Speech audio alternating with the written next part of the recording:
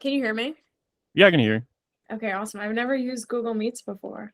You haven't? Oh, exciting. Yeah, nice to virtually meet you. Nice to meet you too. Yeah, how you doing? I'm great. How's your day? Yeah, I'm pretty good. Just had some meetings and that was it. Meetings? Oh, did you run yet? I did. I ran this morning. Nice. So you Yeah. start in the morning?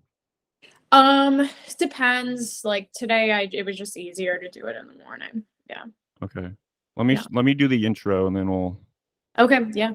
get into it. All right. This is Lo-Fi Lit episode 6 with Julianne Neely. She's from New York. She went to Iowa Writers Workshop. She won the 2017 Whiting Award. Did I say that right? No. No, I I w did not. I wish I had a whiting. It was the John Logan Poetry Prize. Oh, okay. John Yeah. Logan. Is there a Whiting Award then? There is, and Whiting, if you're listening, I'd be happy to take that award. It's $10,000, so I will take it. Oh shit, there you go. Have you applied for it?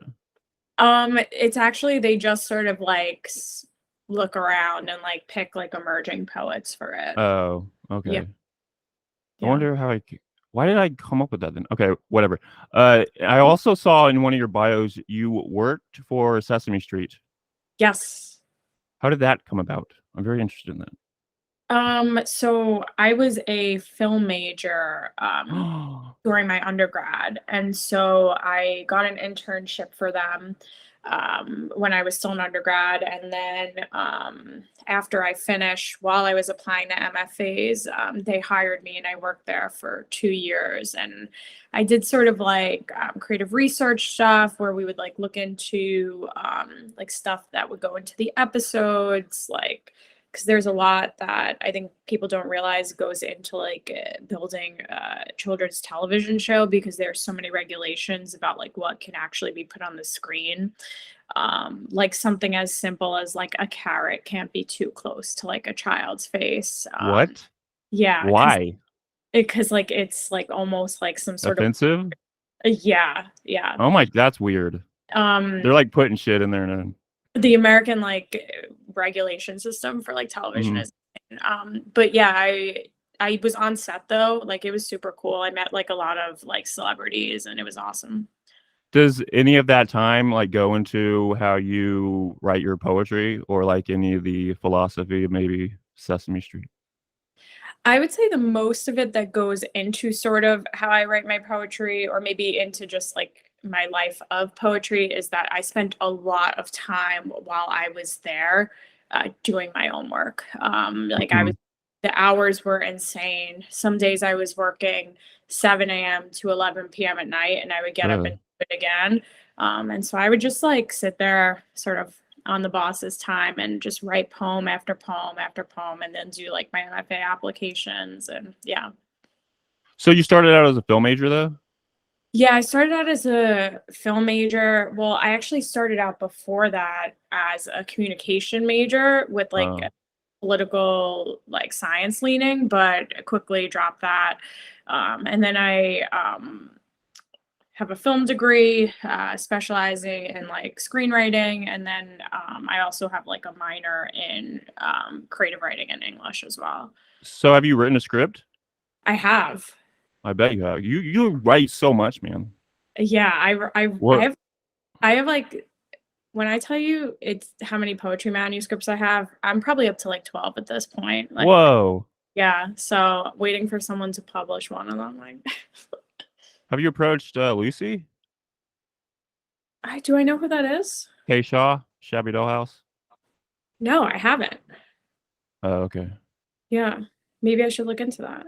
Maybe. I don't know. I don't know if she's taking anything. Yeah, I know she published 2 books, one from her and then Sarah Jean Alexander. Not sure if she's still publishing.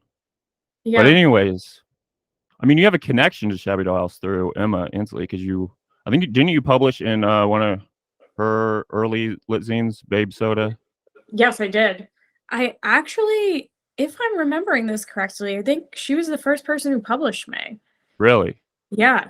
How I'm did almost you, how'd you find out about her zine? think it was through Twitter. We were just like Twitter friends. Oh, that's cool. Yeah. I have one of your early poems. I was wondering if you would want to read it. Which one? The Moonzine. It's like about cult stuff. Let me pull it up. Oh, yeah, that's the one I wrote about Evil Dead. Yeah. Okay, I'll wait. share it. Wow, I haven't seen that in a minute. Yeah, can you share it with me? Yeah, do you see it? There it is. Yes. Okay, do you want me to read it? Yeah. Cool. Okay, so the title is Kill Her If You Can, Lover Boy. Ash and I snuck into the forest to make love to a tree when a mysterious entity attached to our already deformed faces, hands. It was the hands possessed. Our minds are not responsible for demons released on page the incantations, fencing about our tongues. Lock me in a cellar, Ash. I'm known to stab men in the heart with pencils, impale the people I love, to save myself, dismember my body with a chainsaw so I can finally see how I look to the world, just pieces. Nice. I should go back to writing horror poems. Yeah, this is very Halloweenish. Yeah. So is this one of the ones that you wrote while you were on Sesame Street? Because I feel like the hands and like coming out and being alive, it's very Sesame Streetish. Yeah, this I definitely wrote while I was working there. Definitely. Were you on the set when you're like writing these? No, computers weren't allowed on set. We were in like they called it just like the box, which was a room you would wait in while like filming was happening. And so that's where I would sit and write. And yeah, I think you should like write a novel like based on your time at Sesame Street. it's I actually a think good idea. that's crazy. You have 12 manuscripts though, and like no one's taken them. No one's taken them. I've been like a finalist like 1.5 million times for prizes, and it's Is that just a curse to be like a runner-up or a finalist? I really think it's a curse at this point. Like I'm like I joke around at this point. I'm like maybe I'll just remain the chapbook poet and I'll never publish a manuscript on purpose. Like because I already have 3 chapbooks published. Mm-hmm. So yeah, it's Have you thought about doing your own? like publishing my own book. Yeah. I mean, it's possible, but honestly, like I know less than nothing about like the publishing side of things. I've never like edited a journal. I've never done like anything like that, and so I would really like need a lot of help. Have you reached out? You could reach out to Rochelle, I guess. I mean, she does that with Peach. They do those anthologies. Yeah, well, I actually think I am editing an upcoming one for her soon, which is going to be like my first foray into Oh, cool. Yeah. Yeah. How did you meet Rochelle? Just like sending your work into Peach? She published one of my poems on Peach that called A Woman Walks into a Bar. And maybe like a month or so later, I had gotten into my PhD program in Buffalo, and I just tweeted sort of like, moving to Buffalo, like, do I know anyone there? And Rochelle was like me, like, I'm here. I got here and she was one of the first people like I met and took me around, and we went on a walk at the park, and she was just like as soon as I like met her, I was like, oh my God, this is gonna be my friend forever. Like we just have so many similarities. She's just like one of the most genuine people I have ever met, and like she's just such a force for in like the publishing scene, and like she's just done so much for poetry in Buffalo. It's like really amazing. Yeah, her and Aiden. So Yeah. you got into the school first, and then you sent out the tweet. Yeah, I got in first and then I sent out the tweet. Oh, okay. Yeah. Cool. So on this poem, I was looking at one of the Buffalo school thing, and it was like the grad students, and like it had like all your interests. And it said one of them was like post-humanism. Does that have anything to do with this poem? What is post-humanism? Is it like post-humanism, it like incorporates a lot of different sort of theories, but I would say the main way to summarize it is just like the idea that sort of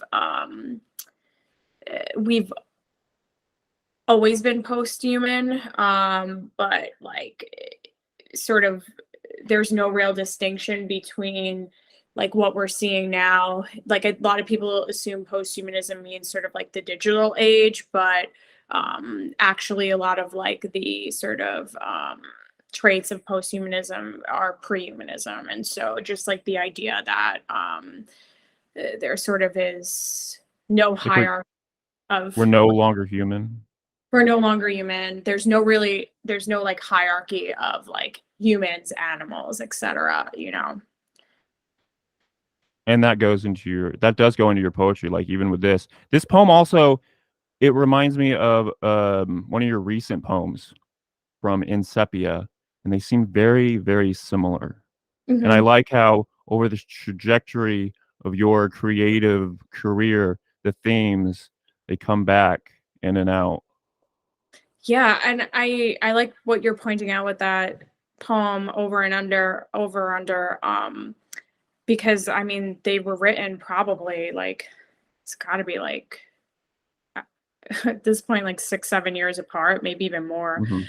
Um but I think this, like you're saying, the poem in Sepia Journal is doing a similar thing to this, which is thinking about sort of like viewing the body after it's been sort of removed from its like human form, and then seeing how the body views the world from that like positioning. Do you want to read that one? Yeah, let me pull it up. Awesome. Cool.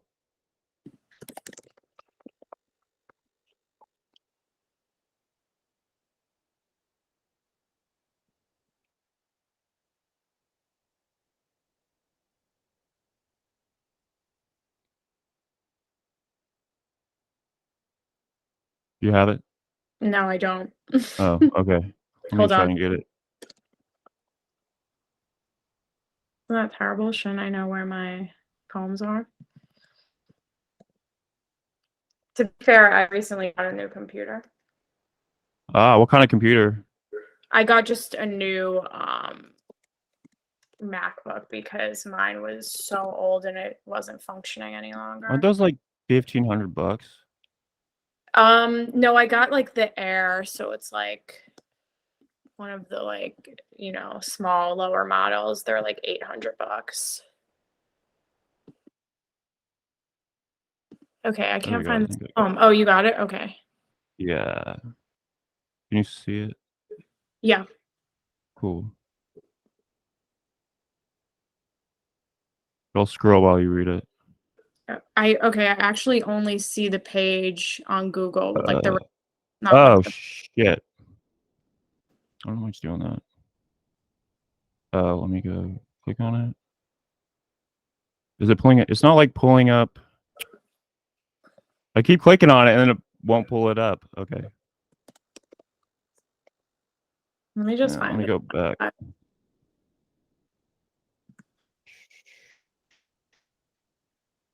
Let's do that. There. That should work. Okay. You see it now? Got it. Yeah. Yep. Okay.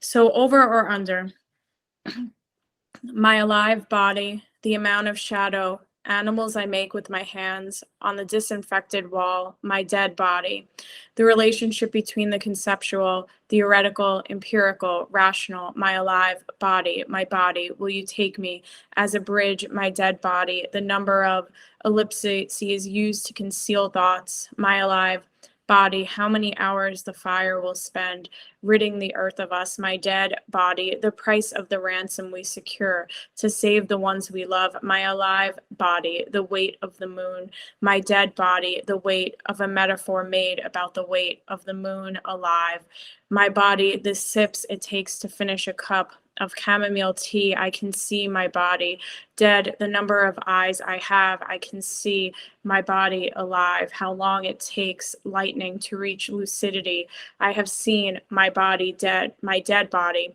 the tiny grain of ricin it takes to kill an adult human. I have seen my body alive, the odds of winning the lottery, my body dead, the apples rotting in the fruit bowl, my alive body, the notes in a siren song, dead, my body, how long you can eat honey past the expiration generation.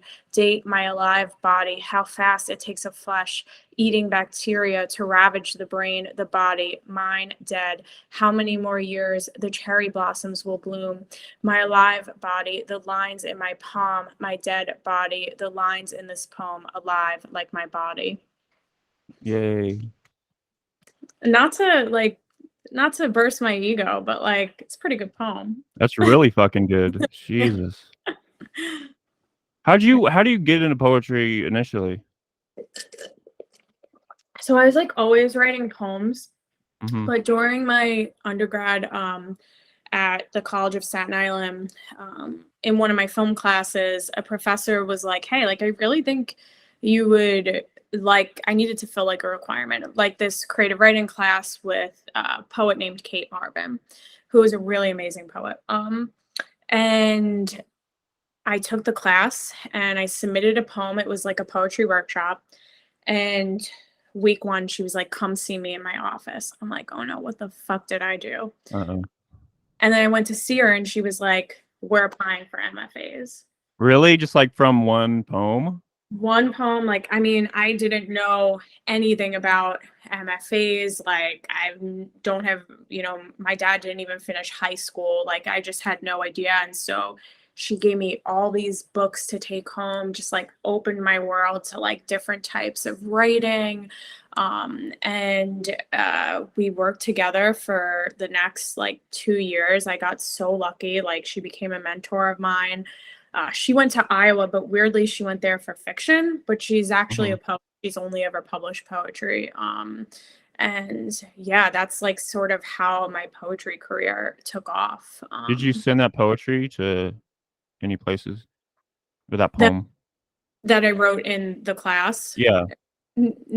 Definitely not, because like looking back on it, I'm like, wow, cringe. Like, Oh. but there were definitely, I think, poems in that workshop that made it in, or I took a couple workshops with her that made it into my MFA applications. I feel like any poem though, like you write in the very beginning of your career, you're going to look back on and not maybe think so highly of it because you have much more experience. Yeah. Yeah, I think in that poem, like I used like as a metaphor deer in the headlights, and she was like, "Okay, never do that again." Wow. So So yeah. what do you attribute to being so maybe ambitious and experimental in your work? Because one of your poems I was looking at was like a Mad Lib. Yeah. Oh yeah, that's the one I do at Maudlin House, right? Yeah. Like honestly, I think it really comes from a couple of things, which was um just like reading widely, like a lot of female experimental poets.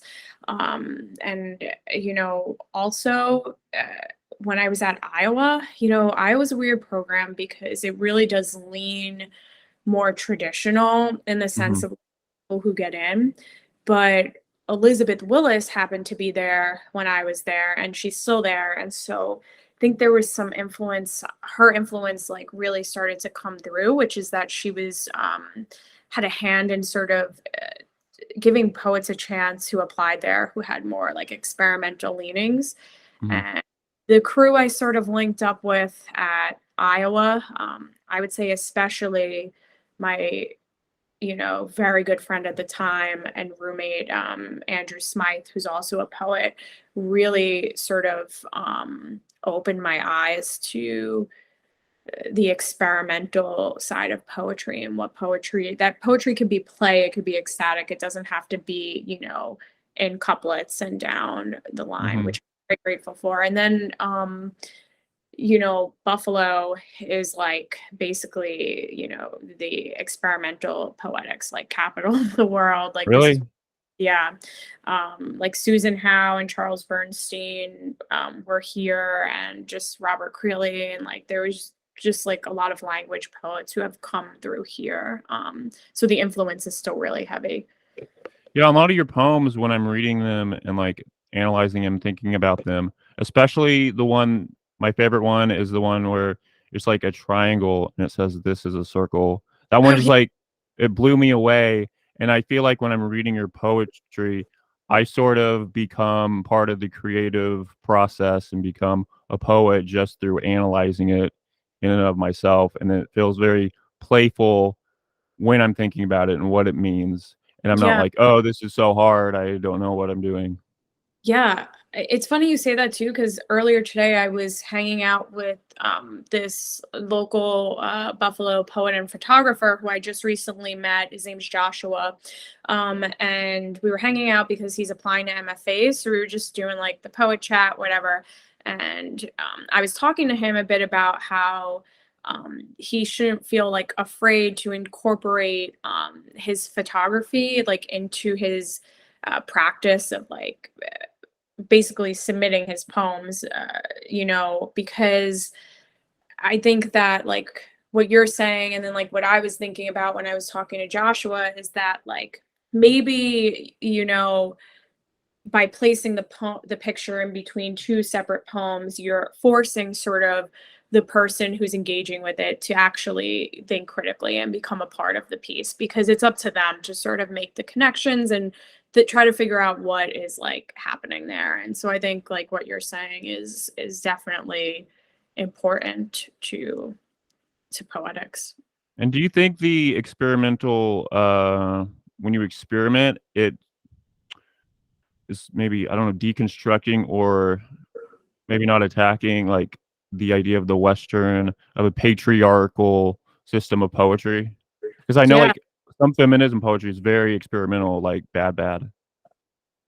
Yeah, I mean, I think that that's exactly like where the movement like comes out of, especially with like female experimental poetry and language poets in, the 90s and early 2000s. Like it was sort of um this like way to say like we don't want to follow the rules that like the patriarchal sort of Western poetry scene has set up as what is like acceptable poetry or poetry that should be consumed and published.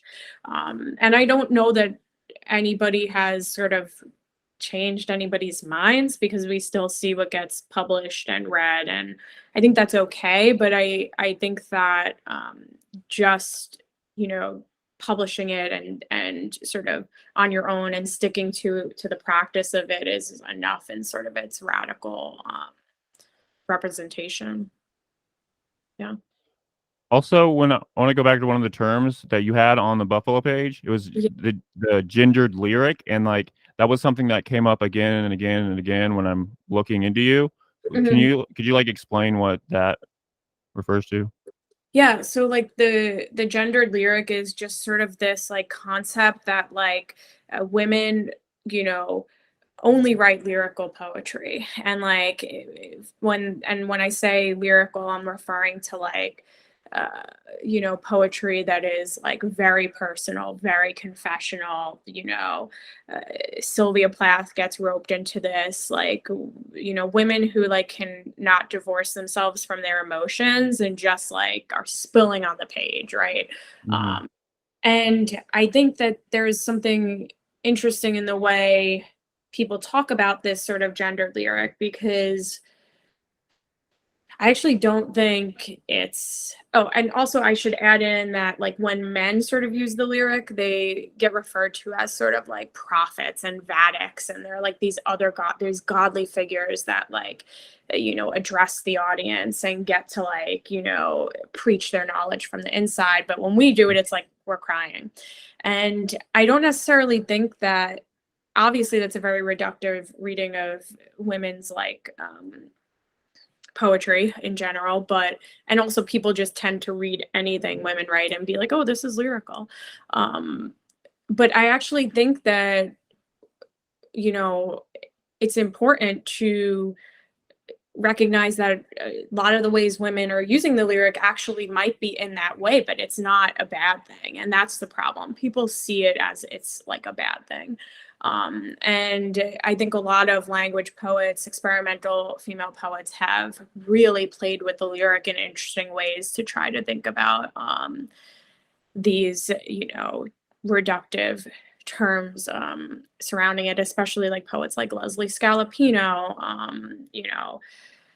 Hannah Wiener, etc. You know, these are quote unquote experimental poets, but they are using the lyric to, you know, trouble these ideas. You're giving me so many names I'm gonna be able to look up later. Yeah. You seem like you've done so much research and like you spent a lot of time. I'm all but my dissertation, so I'm ABD, which means I spent the full last year reading. I think when I tallied it, it was like close to 200 books and articles. So I'm like, it's like Wow. filled with information. Nice. What do you plan to do? I mean, I guess I hope one of your manuscripts gets like picked up. I currently have another one that's existing in the ether right now that's like a finalist for something. Like, so it's just like never ending finalist. So I'm like, maybe this one will stick. I'm How do you hoping. know when you're finished with a poem? I guess that's a very basic question, but I was just wondering. I ask everyone that How do I know when I'm finished with the poem? because you have like, all these manuscripts. You mentioned like just getting done real fast. I'm really stubborn. And so like I believe that like when I'm finished with a poem, like when I think it looks good, it's good. And like Hmm. unfortunately I'm not very good at taking people's editing advice, which I think is good and bad. Um, but I feel like sometimes, like when I start writing a poem, like I already know where it's gonna end, and it's just getting to that ending. So Really? sometimes I'll even write the ending before I write the beginning of the poem. Oh, that's Um, a good idea. yeah, and so like I just have to, I think, sometimes get to that ending, but I often know what that ending is gonna be.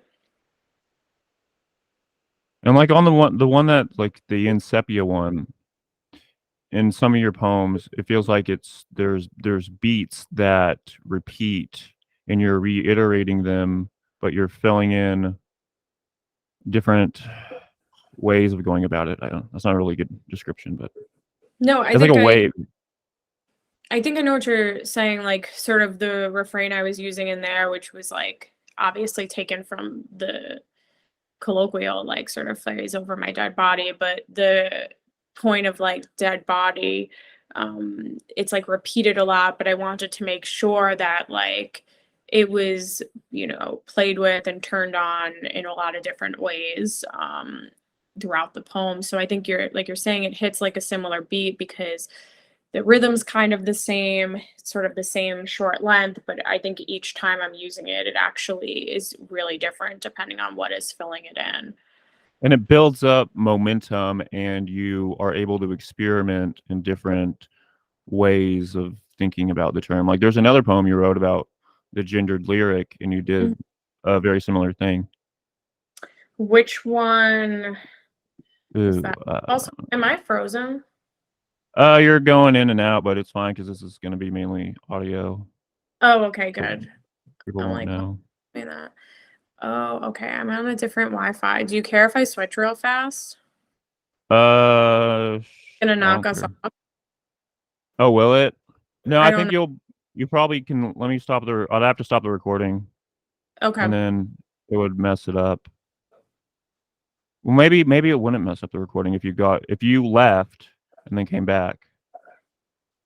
You can Okay. switch. Give me 1 second. All right.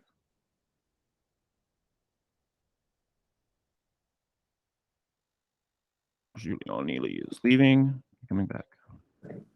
Is this better? Sure. I was looking. I'm trying to get that poem up. See. Yeah, I don't really see a difference. Neither do I. Weird. It's Okay. better. Sure. As long as you can hear me, I guess it's fine. Yeah, I can hear you. I'm gonna find that poem. After the gendered lyric at pigeonholes. Oh, yes, yes, yes. Okay. Yeah, yeah. Yes, I know which one you're talking about. Do you want me to pull it up? I can share it. Oop.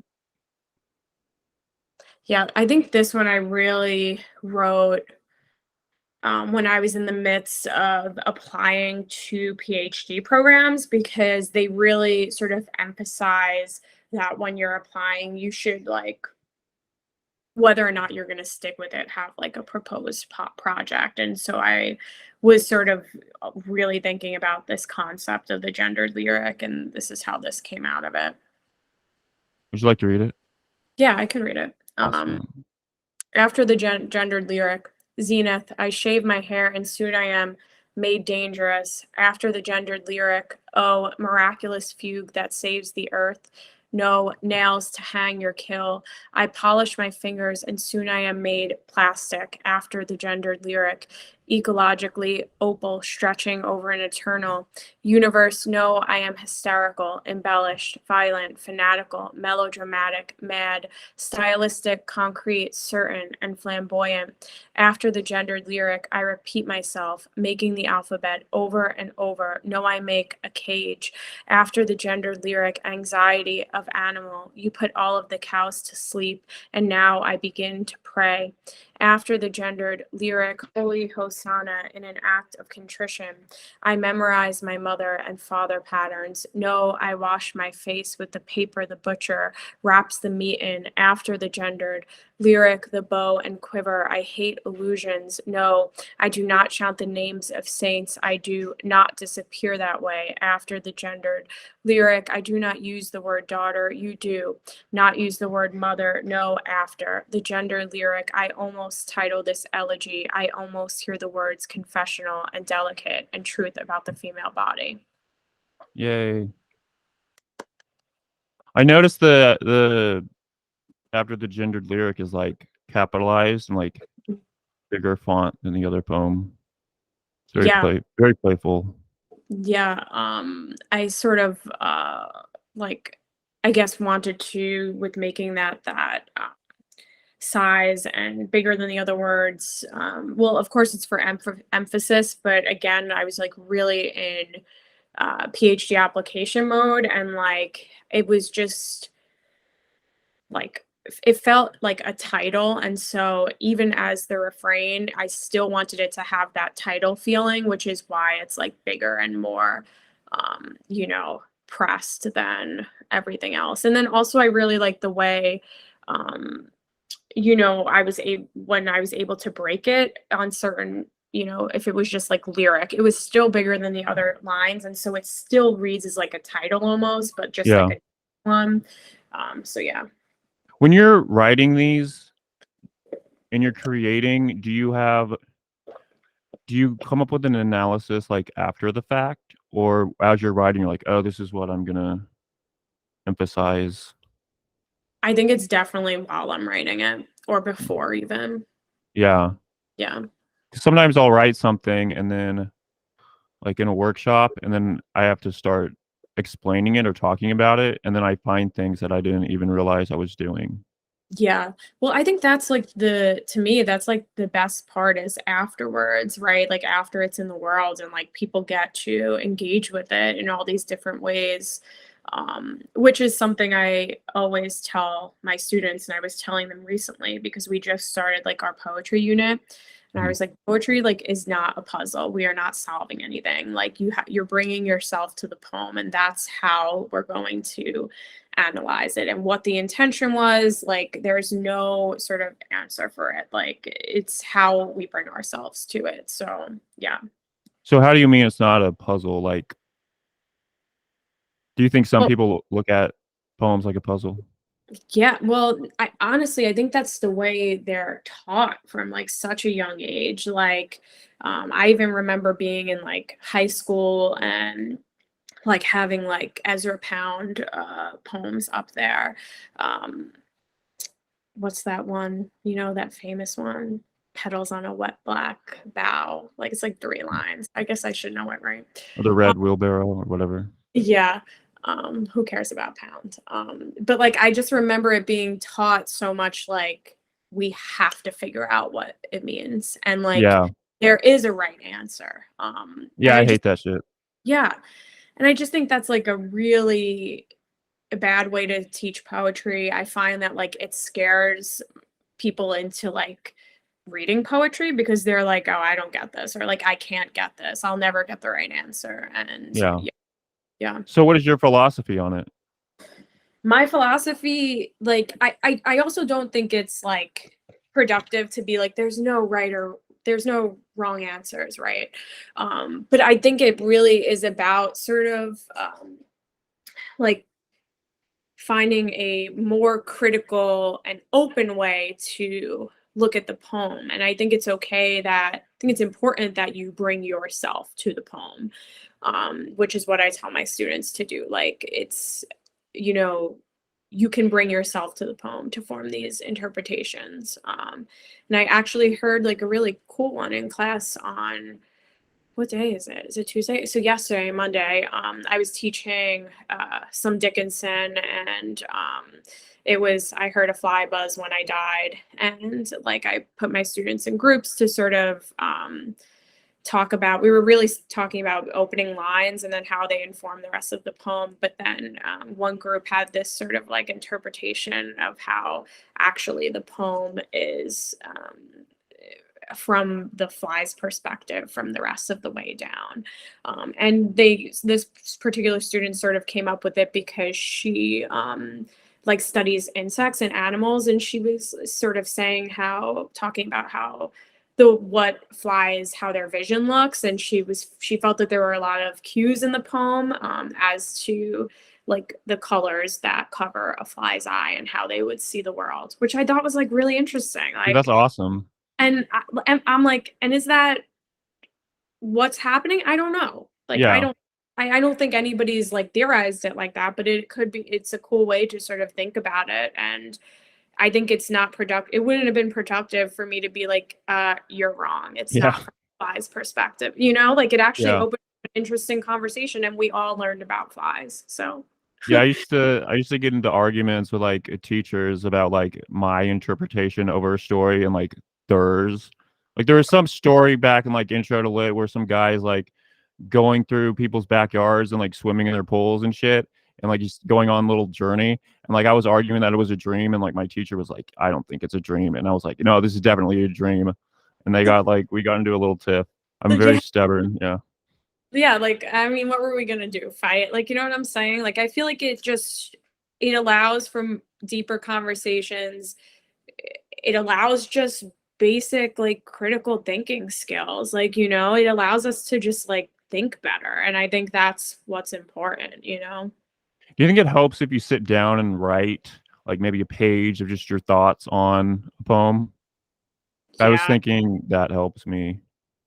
Yeah, I think so. And I mean, that's absolutely what I have my students do. I have them write their thoughts down before I think first impressions of a poem, like this, like I think when you read one, like even just to jot down a few things, like I noticed this, or I feel this theme coming out. I feel like this. And I think that is like a really good way to start. And also I think we, should trust our sort of first instincts on stuff. So Yeah.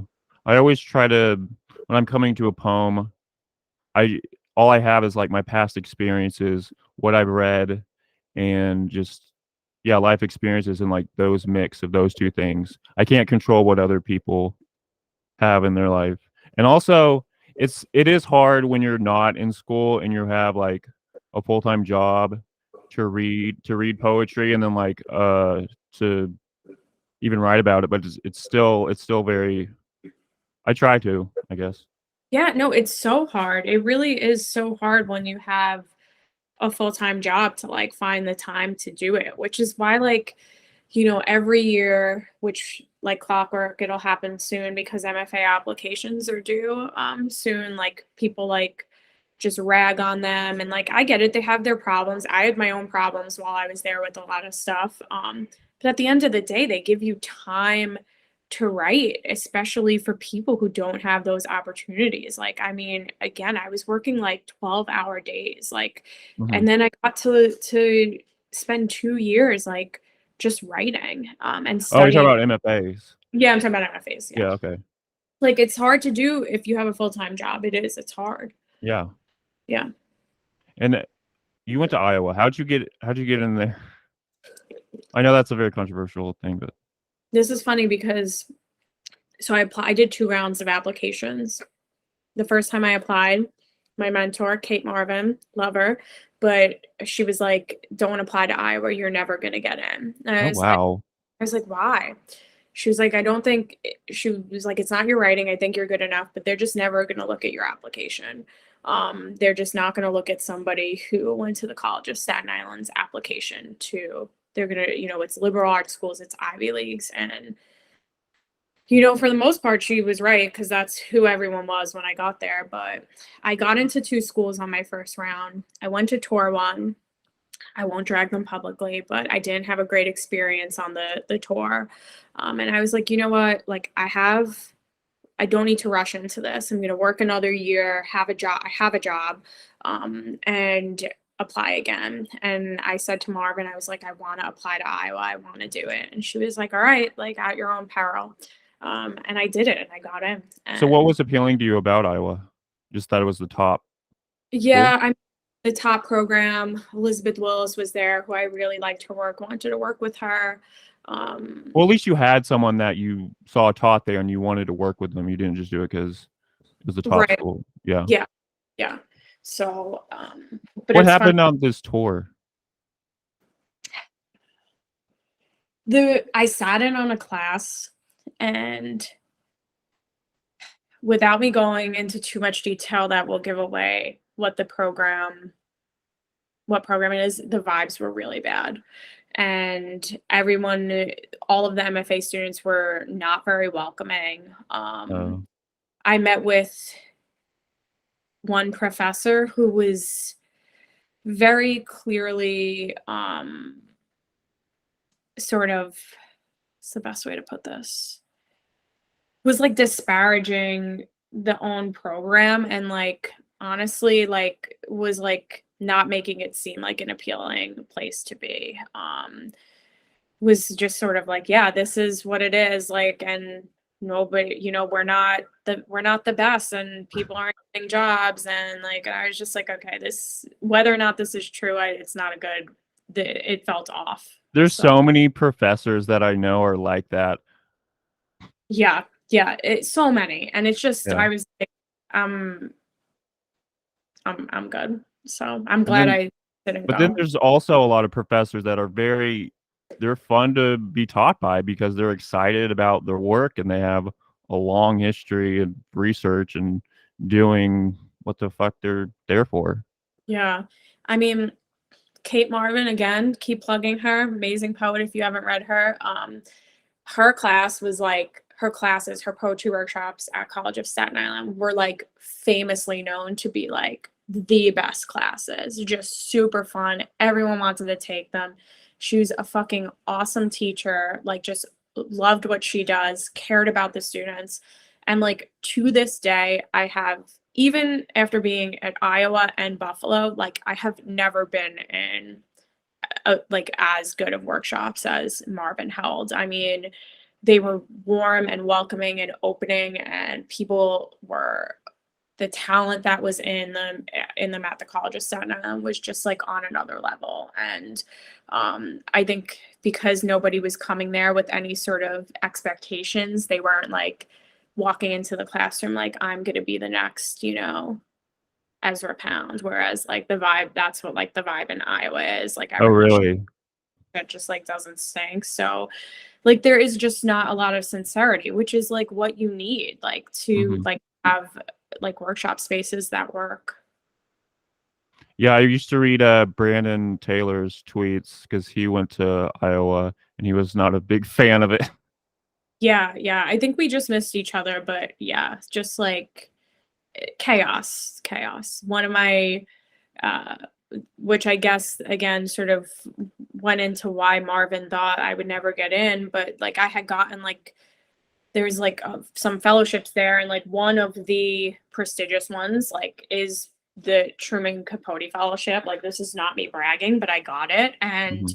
um my first at the welcome barbecue, like a student who had graduated a couple years ago, was there, and he was like, "Oh, so are you teaching?" And I was like, "No, like I got the Capote Fellowship." And he was like, "I didn't realize they gave Capotes to people who went to community What college." the fuck? Like just in front of all these people, just like dragged. Jesus. I was like, "What the fuck?" Like, yeah. One of the things though I like about what you do is that you do apply to these fellowships and these grants. And I Hmm. think a lot of people don't because maybe Yeah. they don't think they deserve it or they can get it. So Yeah. what do you apply to that you are ambitious and you go out for these things? I just think that honestly, like, it, to me, it's like, why shouldn't I? Like, I was Mhm. just having this conversation with Joshua, to bring him up again. I'm like, why don't we deserve it? Like, because we didn't go to Ivy Leagues or liberal arts spaces, or our parents don't have PhDs, and like, there's like, why? Like, and I think the problem is exactly what you're saying, which is that there are so many people who are like, I can't do that, or I shouldn't do that. And it's like, no, like, we need to fucking do that. Like, we have to, because like, even in the PhD program I'm in right now, like, I mean, the people who get PhDs, like, are traditionally people who have parents who are well educated, wealthy. Like, I'm definitely the only person in this my whole like PhD program who went to community college, and I'm one of a handful out of, probably 50 that comes from a low income family. So it's just, we have to, even like, I think people don't even realize that, like, we're not even making a dent, so Mhm. we have to like try to at least include ourselves. We have to believe that we could get in over, everyone who went to fucking Harvard and Yeah. bullshit. Yeah, Yeah. I suffer from low self-esteem and insecurities for a long time. And I think just living on this planet and going from day to day, eventually I'm just like, yeah, I should go for some shit. Yeah, you should go for some shit. Yeah. Like, And do something like this, you know? do it. Let's Yeah. do it. Let's do it together. Yeah. Like, that's what I was saying to Joshua too. Like, we gotta like help each other, and like, let's all jump in a Google Doc, right? Mhm. You should be like a motivational like speaker. You have a great like story. People love those stories of like low income family, community college, you worked your ass off, you're still working your ass off. I worked my ass off, and I feel like that is just something like that, all the time. I think I recognize sort of the privilege that of like having Iowa on my resume, and how that will affect me for the rest of my life. Like, people will just, I recognize that it's a privilege, and it's gotten me to where I am at my PhD, but like, sometimes I'm just like, dudes, like, I don't think you realize what it took to get there. Like, I Mhm. mean, like, I struggled. Like, I've been working since I was 13. I had 2 jobs. Like, I didn't get to experience high school the way other people do. I didn't get to focus on my SATs and getting into a good college. I left school, I went to the pizzeria, and then I went to the ice cream store. Like, it's just like, I worked, and I worked all through college. I had 2 jobs, like, and then I worked at Sesame Street while applying for MFAs. And like, I mean, my no joke, like, people will tell you, like, my hours were insane.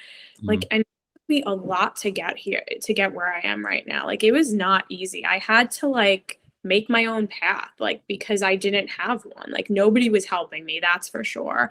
And like, nobody was like telling me what I needed to do to get there. I was figuring it out completely on my own. That's scary. Like trying to Yeah. figure out shit on your own and like there's no person you can point to. Yeah. Like, I mean, it's like stupid, but like, I say this all the time. Like, when I was in high school, like, I went to a Catholic school, and so, we didn't really have real like guidance counselors and shit. And like, I didn't even know like I had amazing grades. Like, I didn't even know I could apply to like good schools. Like I just thought like, okay, I have to go to like a local community or like city college. Like nobody even told me like, no, you should like apply to like Notre Dame or like you should apply to Mhm. like because I just didn't even know, like honestly.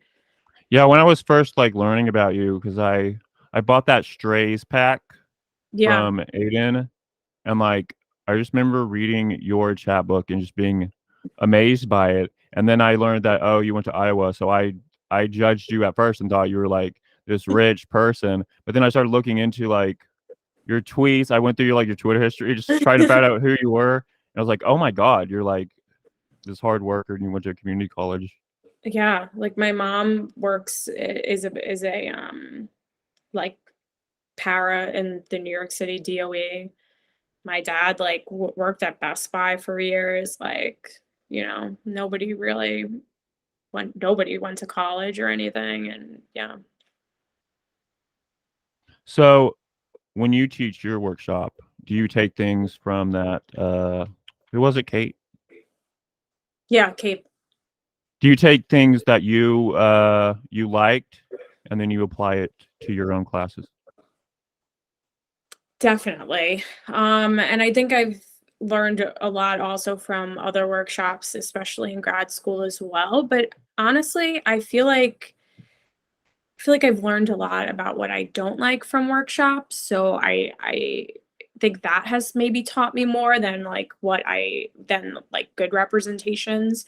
Um, you know, I don't really love the whole silent model, which was something that Yes. Pragita Sharma like had when I took her workshop. She's another poet, had taught us or had tried to incorporate more of our own voice into the workshop. And so I try to let my kids, whoever's poem or story is being workshopped, I try to give them an opportunity to have more of an agency in the conversation than just like sitting there silently, you know? Yeah. I had a question that came into mind while you were talking.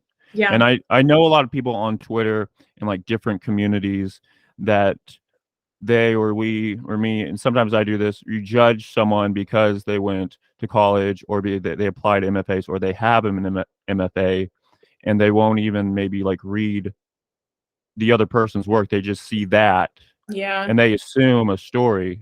So like what do you say to those people? Like, I'm sorry. Is the question you're asking like people who have like MFAs who don't want to read like people's work? No, like people that like don't have the money to go to college Mhm. and so they come up through poetry like maybe like through the internet and through Yeah. different communities like on Twitter, but Mhm. they see someone win the MFA or maybe you went to Iowa and they Mhm. judge them because maybe it's an insecurity, but maybe it's also it's like us against them and it's Mhm. also like saying thinking that the people that went to college are more elite Yeah. and that they'll never fit into that institution or that group of people.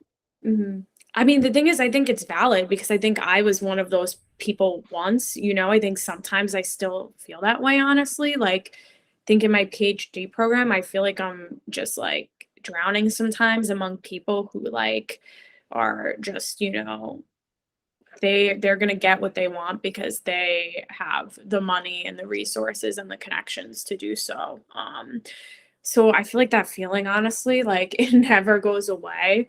But Mhm. I do think it's important maybe to say that like I think we all just need to be a bit more open to each other and kind and you know, I think before like jumping to any conclusions, we all need to like talk to one another a bit Yeah. more. Or maybe, like, read your poetry first and then, like, Yeah. judge. Yeah.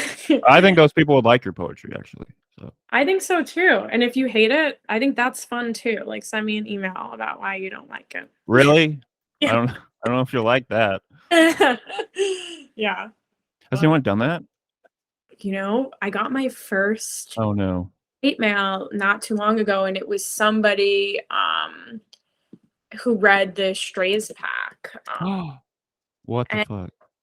you I'm know, now mad. I know where yeah. And then I sent it to What'd they say? I sent it to don't remember exactly. I have the screenshot somewhere. I have to find it. But it was a very short and sweet. It was like, these are horrible. You think you're so smart. You're not. You're like selfies. You're stupid. Okay. And so I sent it to Agent and Rochelle, and then within like 10 minutes, Rochelle like tracked this man down and found out that he actually had been like arrested on like child like pornography charges, and like had like he's like a registered sex offender, like.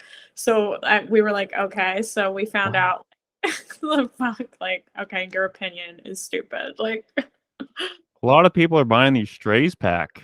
I know, we were like, how did this guy even get this? Yeah.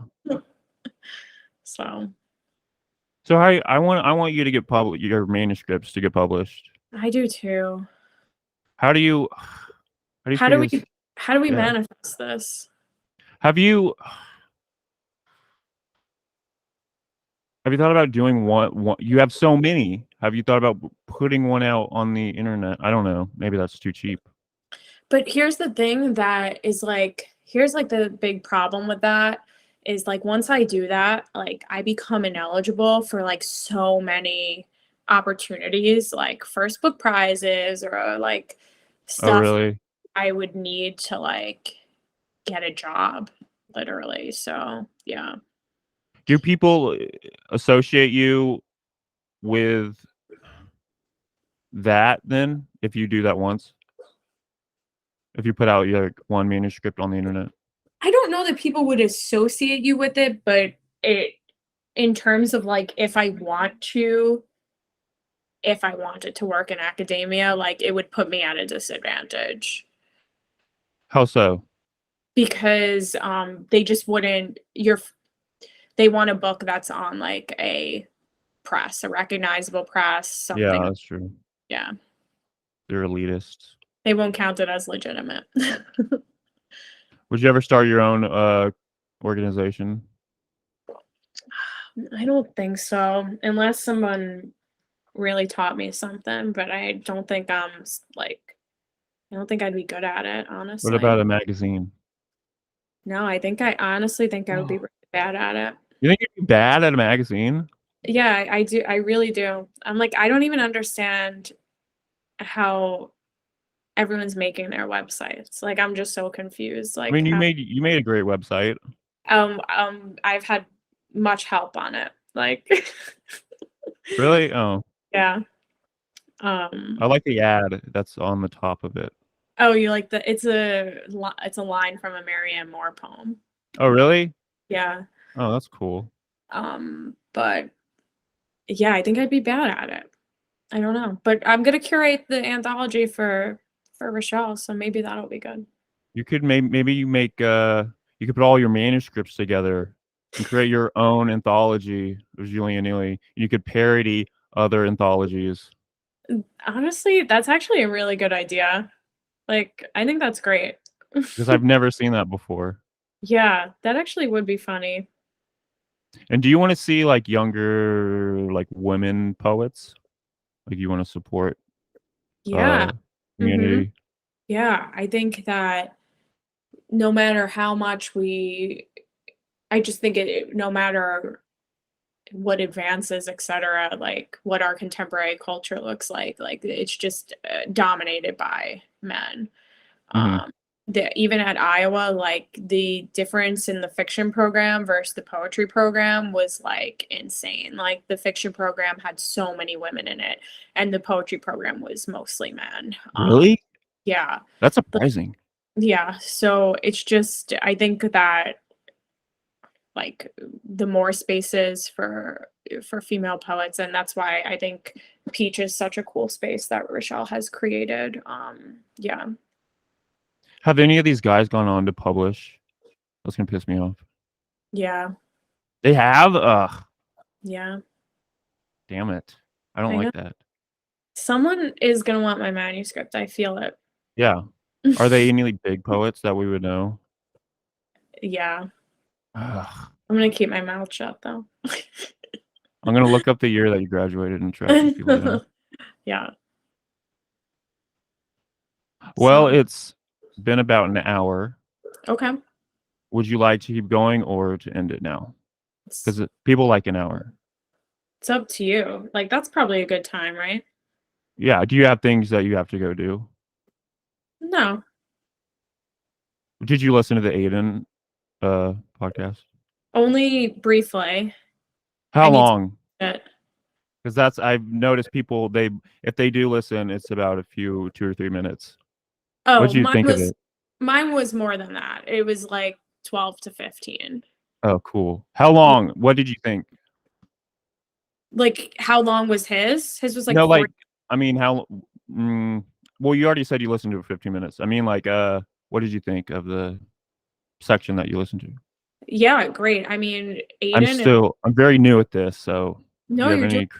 you're doing a great job, and I think you're fun to talk to. And Aiden could like talk to it like a wall, and it would be Yeah. such an interesting conversation. So yeah. Do you hang out with him a lot? Yeah, Rochelle and Aiden, like before they moved, like we were like such good friends. Well, we still are great friends, and we see each other whenever they come back. But Rochelle and Aiden, if you're listening, please come back to Buffalo, please. By the way, before you jumped on, I went on to one of those computer generated websites where you can make art, and Yeah. there's one where you can take pictures of people and like Uh-huh. take out their faces, and I did that with Rochelle and Aiden, and then you, and then me, and I put Uh-huh. in like I put the term like Muppet, and it came up with some really crazy pictures. If you would like to see them, I would love to see them actually. okay, let me share it. Also, where are you right now? You're in Ohio, did you say? I'm in Tulsa. I might have wait, I might have clicked off of it. Shit, I don't have it anymore. No. Oh, that sucks. Sorry. You're in Damn it. Tulsa. And do you have an MFA? Nope. I dropped out in 2014 and I worked at a grocery store for about to like 22 years ago. And then, but I went back in 2019. I'm still an undergrad. Oh, nice. Yeah. So you should definitely get your MFA when you're done. Well, yeah. Well, I probably won't have the money, but We'll go to a funded program. y'all look. I'm one of those people that doesn't think I can do the Yeah. things. All right, we'll cross the bridge when we get there. Yeah. I think you should make a magazine. You think so? Yeah. I mean, you could work with Peach What's your suggestion for like a title? of a magazine. Yeah. Like if you had to pick out the title of my magazine, like what do you think it should be called? This is a circle. I think that should be on a T-shirt. I think that should be on hats. Yeah. You know It's a what? Let's great make thing. some merch. Yeah. I think that's a good name for a journal. This is a circle. And my interpretation of that poem was like when you're in a job and someone or anything and someone like tells you what to do or what something is, and you Yeah. know for a fucking fact that it's not that. Mm-hmm. And that's how I felt about that poem. Yeah. I think that's exactly right. And When I you think that, were when you were yeah. writing that, did you like use other shapes or did you just go like this is a triangle, this is a square? Why did the triangle and the circle thing? I just love it's so perfect and like simple and basic. And it's like not what you think of a poem. It's just like very straightforward, basic language. Mm-hmm. Yeah, I only had the triangle in there, and I was just thinking in terms of like the difference between a circle and a triangle seems more stark than like perhaps a circle and a square. Like even though they're not the same shape, they sort of like, they both have like a sort of circumference that's happening that's more rounded than a triangle. So I wanted to make sure there was like a stark sort of difference in the shapes. Can I ask you about Emma? Yeah, So have you guys hung out? never. Never.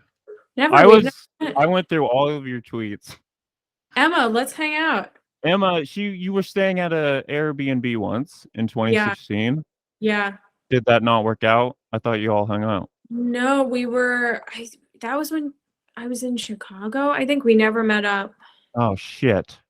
Y'all need to do a reading together because now she's writing stories.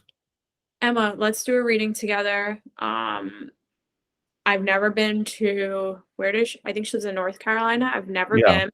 Would love to go. Also, simultaneously, if you've never been to Buffalo, like let's get Aiden and Rochelle on board. Let's do a reading. I think it would be so fucking fun. Would you do an online one Yeah, let's do a Zoom reading. Why not? or Google Meets reading? Google Meets reading. What do you think those are boring sometimes?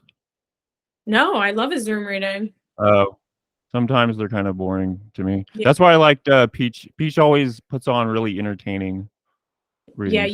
you gotta get good readers, you know, you gotta get some life in there. I think it would be cool if you set up fake conflict within the reading. Like if you set up like fake hackers that came in and interrupted the reading, but I think that then yeah. yeah, that would be awesome. I've run that by Rochelle before. I told her, I was like, What? not that exact idea, but I Uh, was like, we should like start a fight in the Zoom reading. Like, I think it And would be so funny. she was said no. No, not that she said no, but it just didn't happen. Who were you trying to set up the fake fight with? With her, like her and I would fight. Like What would we it be over? It's a good question. What would we fight over? We'd probably fight over Real Housewives. Oh yeah. So what would the fight? How would it happen? Like when you're reading, and then it would break out. We gotta script this, but I think someone just comes off mute and starts screaming. That would have been awesome. Yeah, it could still happen. I feel like I should let you go, but It, if you you're have any cool. last questions, yeah. I want to know about the movies, What like about? the scripts that you've written. How far did you go into the movie making process before you ended the idea? Yeah, I made a ton of like short films with friends. One of my films actually won uh, What? the CUNY experimental film, short film, and it was about migraines, which I get. But I wrote a full script. That was like my thesis. I wrote a full script. And I actually, one of my goals in the next few years is to go back into them because I have a lot of scripts, in fact, and sort of look at them and maybe start submitting them again places because one of them, the full length, was a finalist for one of the script pipeline prizes. So I know there's something there. I just gotta, I think, go back into it with a more adult eye and sort of figure out because I was like young, you know, Mhm. like what I was writing about. So what was the migraine one? How did that? Can I Um, watch it? Can I go like on YouTube and watch it? yeah, you can. Hold on, What? let me send you the link right now. I think it's here. And how do you said you submit these? This one was in like my school. So that's Oh, why okay. this was like a university And did contest. you ever want to direct? No, I didn't really like it at all. I always let my other friends do it. Mhm. I let the Would okay, you ever publish a poem that was in the form of a script? Have you done that? haven't. It's a good idea though. Yeah. How do I send you in this thing the link to the video? I'm not entirely sure. Can I chat with you? Call messages. There it Okay. is. And then I Wait, can if you want to watch that later. okay. Video unavailable. This video is private. Okay. I guess I need to go fix the settings. I'll figure that out and then I'll message you and let you know when I've done that. Okay. So, would you ever make a movie that was like in the form of a poem? Yeah, I think so. And I've actually had some friends who are still filmmakers approach me about like turning some of my poems into like short films. So I think that would be really cool. Which ones?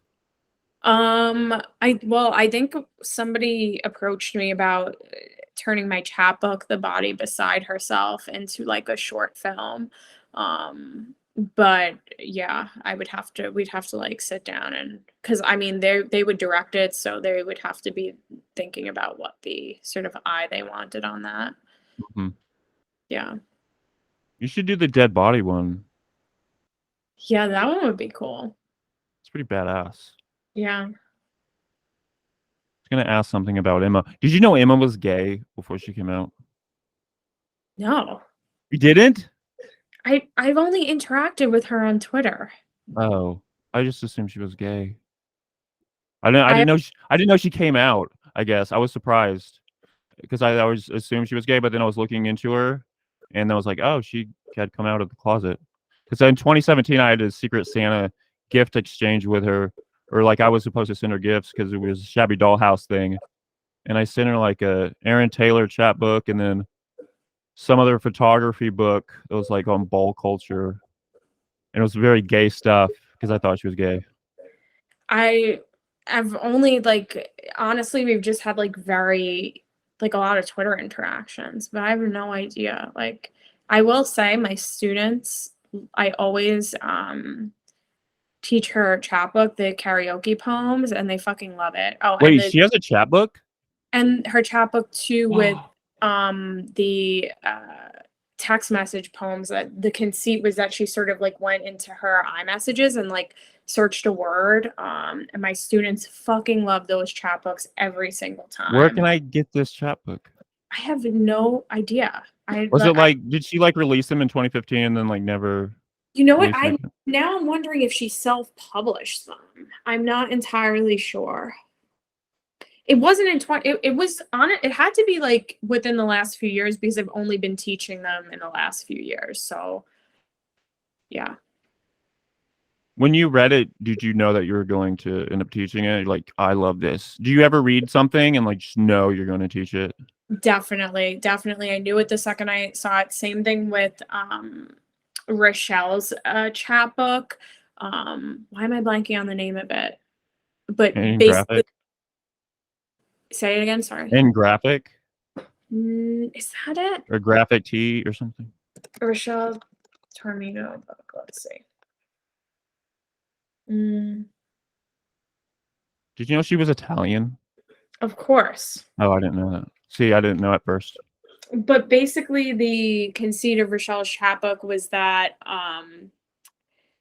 it was like all taken from like tabloid titles and then poems written about them, and then there were pictures of the tabloids that they were coming from, and like I was like, okay, my students are going to love this. And what I like about like that and then Emma's book as well is like it really teaches them that like poetry does not have to be one thing, and also Mhm. they're both using really contemporary like kind of constructs. And so I find that like my students like get into it. They're like, okay, what can I do with my cell phone that is like a project, or what can I do with like TMZ headlines? So yeah. I thought she took titles from celebrities, the shirts that celebrities wore, and she made those into poems. Maybe that was another project she did, or maybe I'm making that up in my head.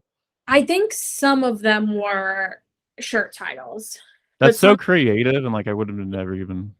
yeah, it's so cool. So cool. What Yeah. other little chapbooks do you teach?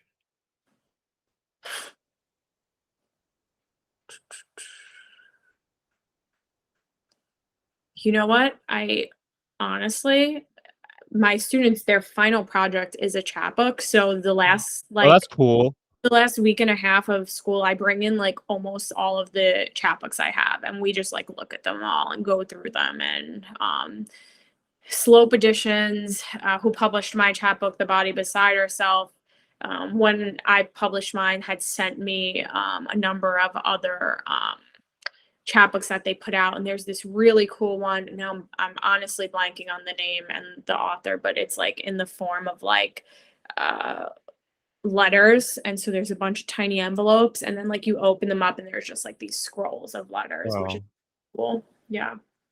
How do you know when you're gonna? create a chapbook versus a manuscript? Could you say what the difference is between a chapbook and a manuscript? I think a manuscript sort of is more malleable than a chapbook.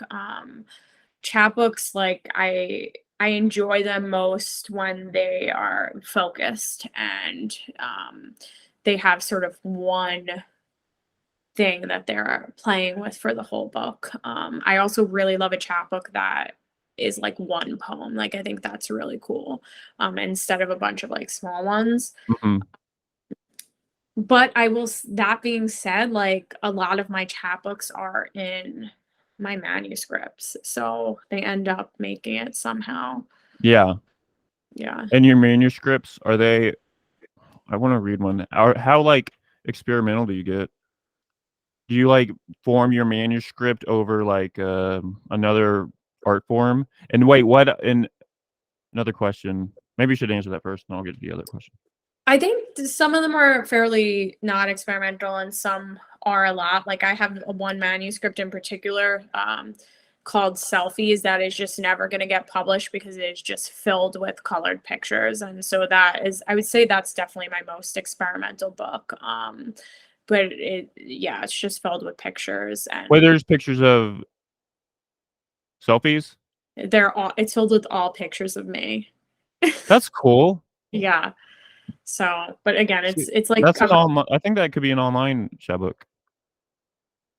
yeah, you're right. It's like over 100 pages, so Oh, well, I think Peach could, like, publish that. yeah, Peach, publish it. If they do, like, a special aside project that's only for you. The thing is nobody wants to publish it because it would cost so much money because of the color. Oh, color costs more? Yeah, Oh, and, like, you'd probably never turn like, these presses would, like, never turn a profit on it, so oh. Okay, they so might what until I die, and then someone can take a look at it. what other art forms specifically influence your poetry? Like, any, like, songwriters or movies or, like, photography or shows? I love, experimental, like, film. I would say Mhm. that is definitely, um, influential. Chantal Akerman, I think, like, something I really admire or try to emulate about Akerman's films, is her pacing. Like, I feel like watching her movies is like watching a poem in action. Like, they're, like, just slow and they hit these beats and they're about the everyday and, like, they're irreverent, and I just really feel like the form that she's using in her films is honestly, it's poetry to me. What movies has she created? So my favorite that I feel like is really important to my work. I'm gonna butcher it because the title's in French, but it's like "Je tu il elle," and so it translates to "I you he she," and Okay, it's I, like you, hate she? he she. He, she. And all of her films are like, they're like epics. They're like 3 hours long, and some of the scenes, like, there's like a scene I love that goes on for a really long time where she's just like sitting on her bed eating sugar. Like it just goes on for What? so That's long. cool. Yeah. Yeah. It's like a Marvel movie, 3 hours? Yeah. Right. Yeah. It is like a Marvel movie. Do you like Marvel? I got that intention from your tweets. It seems Um, like maybe you knew some Marvel stuff, and I enjoy watching the mess. yeah. I find this to be very funny. Is that Um, because you have brothers that maybe like Marvel? I have brothers that like Marvel. I just also have one of my friends, Spencer Williams, who's an amazing poet. If you don't know her, check her out, everyone. But she's like the movie queen. She goes to see every movie on earth, and like it's just honestly fun. Like, we just go see these stupid movies, like, because it's fun. Mhm. Like, you know, and yeah. Which You know, maybe people would be mad at, but I don't really care. you know Orchid? Yes. How'd you meet Orchid. them? I've never. Well, I guess Orchid and I met once, but Orchid and I are both from Staten Island, which is how we like came across each other because, well, I guess Orchid found me on Facebook because we had a bunch of mutual friends who were poets, but then we also had our nun principal in common as a friend. And so You're what? like the principal of the school we both went to, Oh, really? Sister Janine, shout out. So Orchid was like, wait, like, why do we have all these poets in common? But then also Sister Janine. And that's when we figured out we went to the same grammar school. I mean, we're like 10 years apart, but yeah. Oh, wow. I just knew they were like really good friends with Rochelle, and I assume that connection was how you knew them. Yeah, we never crossed paths in Staten Island, but sort of figured out afterwards Have you that met them in person? once for like a hot second. What are they like? They were nice in person for that Oh, hot. Yeah, yeah. you should go see a wrestling show with them. A a wrestling show? I don't know. You got to go with Aiden and Orchid. I don't know. A wrestling show? I don't really want to go. But I guess Oh, okay. if I was dragged there, I would go. But maybe What do you assume? What are your judgments on wrestling? I don't have any judgments. I'm just like I don't want to go. Oh, you Like, don't want to go to a big event? I I don't could see know. that. It's like the same thing with the Bills. Like, I think they're so fun to watch. I think the whole culture around it is really funny and I enjoy it, but I'm like, I think I would cry if I went to a game. Like, I don't think I would Why? I think I would be like like what is going on? Like tons of screaming Oh, people. yeah, yeah. And I feel like that's wrestling too. Yeah, it is. Bunch of Yeah. screaming, people freaking out. It's so Yeah. the excitement. I think a poetry show should be like that, though. I actually do agree with you. Like we need to figure out a way to make poetry readings like more lively than they are. Yeah, because sometimes they're kind of boring. Yeah. Yeah. Do you read when you read? I noticed you don't read like other people read. Say more. Like there's a certain tone and inflection that poets have always had. I mean, I even listened to an NPR like program in my car about how there's a certain way poets read. And like, Poet voice, it's yeah, horrible. Yeah. No, I do not read in poet voice. And something I feel like is important that I like to do is when I read my own poems, like, and this is a personal preference, I like to adhere to my own line. Like, so I prefer to read the break rather than read it as a sentence. Does that make sense? Like, yeah. I don't like, I want to like read it where it breaks, which I feel like is where some of the which is where like a lot of the energy is, I feel like. So I like love when people read at the break. So you mean like when they space out their read, they end at the line, they take a break Yeah. and then continue on. Yeah, that's how I feel like people should do that. That's the point of the poetry. That's why you end it at a space and then you pick it up in the next line. Yeah. I love that I love doing it that way. And I feel strongly about it too because I'm like, I broke it for a reason. Yeah. Like and it's supposed to sound a particular way on the next line. Like even if two sentences are together. So I want to read it as I intended it to be like sort of consumed. So yeah. Do you think other poets like sit down and they like look up a video on Poet Voice and they start training themselves? Or is it like something natural that people just come to? Because it's No, weird that everyone kind of does it. I know for a fact people practice poet voice. I know this for a fact. Have you seen it? People get in I like small groups and like, we're gonna practice this annoying voice. I haven't seen it, but I know it happens. And it's like just this like thing that's kind of represents this elite institution. Yeah. You're supposed to be this way. You're supposed to do this thing to represent what this idea of what you have.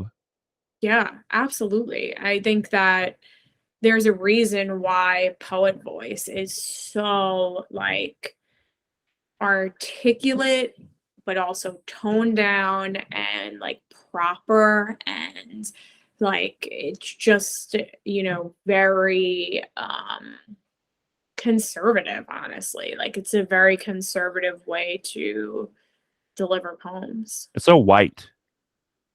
It is so white. It's this Yeah. patriarchal white shit. Yeah. So when you started out and you're going to readings, did you practiced?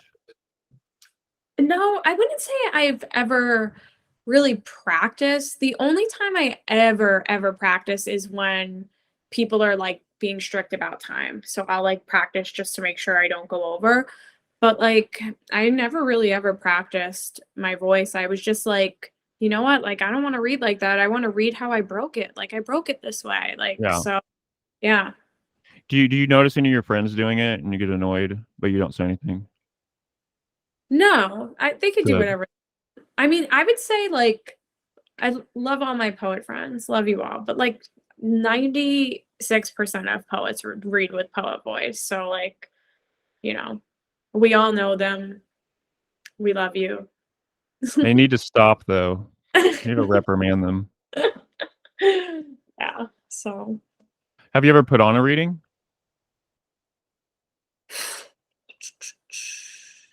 I would say the answer to that lies somewhere in the middle because I'm the poetics assistant at my program. And so I literally organize every single reading. Uh, Oh, they're not necessarily like, I wouldn't say like they're my idea or I put them on, but I organize every single reading. you pick the poets? Um, no, the poets are Oh, out and then like I organize the actual reading. Or if we're doing like an in-house like student reading, we'll put out a call, and then different people will host. So like I've hosted two of them, but yeah. and I'll ask you this last question. Oh wait, two last questions. Who do you want to hear on here moving forward? Oh, okay. Well, if you haven't done Rochelle, you should definitely do Yeah, Rochelle. I want to do Rochelle and I want to talk about her book, That X, because I fucking love that book. You have to talk about that ex. She's also just like she's like the best personality. She's like larger than life. Yeah, and I feel like That X didn't get a lot of promotion because there were a lot of issues when it came out. With like Yeah. COVID, it came out during the time of COVID, and like it got like delayed. Don't get me started because we'll need to do another podcast. But that X deserves so much more press than it Oh, got. yeah, it fucking does. And I'm I glad think, that you're angry about it too, because I'm pretty oh, pissed. no, I'm fucking pissed about it still. And like, I think it's a testament to that book that without a lot of press, it sold so well. And I just feel like it has it had and it still has the opportunity to be a book that I think reaches a lot of people. So yeah, I think Yeah, Rochelle is cool. Who else? Uh, Emma, say Emma, yeah, let's get Emma on here. but My someone friend, maybe I don't know. I'm thinking maybe like my friend Spencer Williams. I don't know if you know her from Twitter, but you should check out her work. She's an amazing contemporary poet. She has a book coming out in 2024 on Four-Way Books called Trans, Tranz. And she's also like a widely published film critic. So like she would be really cool to talk to. Yeah. Okay, and then I was gonna ask you another thing. I forget now. Are any questions that you want to be asked? No. No? Ask me what my coffee order is. What's your coffee order? Okay, ready everyone? It's an iced latte with oat milk and a pump of French vanilla. That sounds good. Do you like It's the pumpkin spice?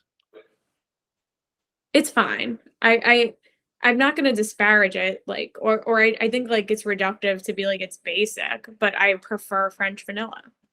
Yeah. Yeah, Do you speak French? absolutely not. Oh, have you been to France? I have not. Where'd you go when you ran? To England? Berlin. Oh, that's awesome. Are you Yeah. gonna do ultra marathons? Oh, I wanna do an ultra. I really do. I do wanna do an ultra. Have That's you it's on my radar. what about an Ironman? No, I was just talking about this the other day. You know what? This is embarrassing. I'm gonna admit this on this podcast, but I don't know how to swim. It's not that hard. You just But put out your hands and you do this over and I over. I've tried, like, I can't do it. I can't tread water. Like, I'm really bad at I failed a swimming class when I was like 8 because wouldn't put my head up. it. I kept doing it forward, and so I I had failed their class. I feel like I would need a lot of lessons in, like, a kiddie pool. You could learn though. Yeah, you're right. I could learn. Be ambitious. Yeah, right. Yeah. Learn to swim. Yeah, learn to swim. Maybe you could do really well at the other things, and then maybe you're not as good at swimming, so then you work hard at the other stuff. Yeah, I could do really great at the biking, really great at the running, and then I'll just drown in the water. Maybe not drown. Yeah. Wear a life jacket. Yeah, I'll just, like, float. Yeah. Yeah. So you don't swim? No, never. You don't go do water stuff? Mm-mm. Oh. No. What other things do we not know about you? Did it I find that this always surprises people, but if any of you all were ever to meet me in person, I'm only 4'10". Wait, what? Yeah. I think I give off taller energy, but I'm You pretty small. do? Yeah. Wait, you're 4'10"? Wait, I'm what? yeah. I'm short. What's the height? I thought like below 5'2". Maybe it's 4'2". It's like dwarf. Are you Yeah, dwarf? I think it's 4'2". Okay, that's my bad. Yeah. I'm not sure the exact number, but I'm short. How tall is Rochelle? Like 5'3"? No, Rochelle's, like, only 5'1", I think. I thought that's confusing. I have to think about this. Well, I'm 6'4", so if I ever meet you. Did you say you're 6'4"? Yeah. Okay, so we would be, like, a full almost 2 feet apart. Yeah, That would be very funny. it would be. Yeah. Yeah, I think that's the thing people are most surprised when they meet me. They're like, "Whoa, you're so short." I'm like, "Yeah, I know." You have a lot of energy. Yeah, I'm like a chihuahua. Is that your favorite dog? No, Oh. I have a cat. You have a cat? You don't like dogs? No, I do like dogs. I have a family dog who actually Chip, love him so much. He's, Is he six okay? he's 16 years old. Oh, well, at least he's still around. He's still around. He's not doing so hot though. Well, 16, Yeah, it's understandable. yeah, So it's like a family pet. yeah. Have you written any poems about him? No, but I should, I guess. Do you think the poems that you write are considered concrete? Or does that bother you? I don't have any problem with that word. I just don't think they're what I'm writing. I Mhm. think, you know, I think Because con yeah, I think that people they're fun to write. I think, like, they actually, like, have a really interesting space in experimental poetry, but I just don't think that's what I'm writing. what do you think when you think of the term concrete? Like, what pops up in your head? A poem that, like, that its themes and inner workings and turmoils, like, are represented, like, literally by the shape of it. Mhm. Um, so, Like, like, the the meaning of it, you get more from the visual aesthetic of it than from the words. Yeah, like there's that famous like James Merrill poem that's called Christmas Tree that's like literally in the shape of a Christmas tree. Like that was published in Poetry Foundation. Like Hmm. I feel like it really is like taking the shape of what's happening. It feels a bit gimmicky to me. So maybe I feel like maybe because maybe I look down on it, so then I feel like poems that I like, if people call them concrete, I feel like attacked. But that's my own problem. Yeah, and again, I just think it has to do with like you have that connotation. It's not like you came up with it. It's because of the way we're like conditioned to think about these things. Yeah. Mm. And I always, once a semester, have my students make concrete poems, and I get really cool, amazing ones. Last year, I got a poem shaped like a Nike Air Max. Like it Oh, was that's awesome. incredible. Um, so again, I just think we like reorient our thinking around some of this stuff. So you teach forms. Oh, definitely. What's your favorite form? Could you teach us something in this podcast before we head out? Like something that people don't, maybe something that your favorite thing to teach, or maybe you learned something back in the day that you want, like a form, and maybe people don't know so much about. Like I'm taking my Brit 1 survey class. I learned about Voltras, and like the first 8 lines is about a subject, and the last 6 lines it sort of changes just in a very small way. Yeah. I thought it was cool. I mean,